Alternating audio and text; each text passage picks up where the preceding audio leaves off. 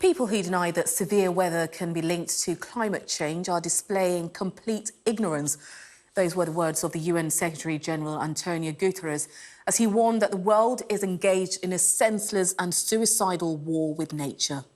He spoke out as a UN report said that the world must make dramatic changes to society, economics and daily life.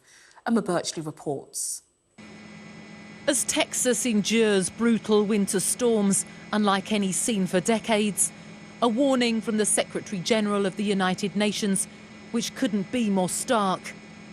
Keep going as we are in the relentless plundering of the planet, and the human race will not survive. For too long, we have been waging a senseless and suicidal war on nature. The result is three interlinked environmental crises: climate disruption, biodiversity loss, and pollution that threaten our viability as a species. He made his dire prediction as a UN report was published laying out a blueprint for how to turn things around.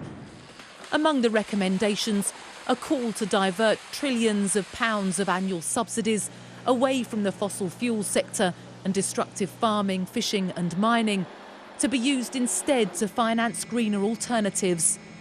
And to governments, the message that preserving ecosystems should be seen as an indicator of success, not simply how much the economy is growing.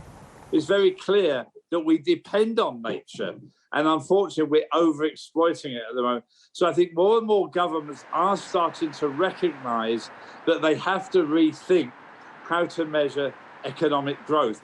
It's not just Texas suffering. The catastrophic impact of climate change has already been seen in Fiji this year, where cyclones have pummeled the island, and in Spain too, after Madrid experienced the heaviest snowfall in 50 years. The report provides hope, described as a peace plan to save the planet. But it leaves no doubt that right now, that planet is at the point of no return.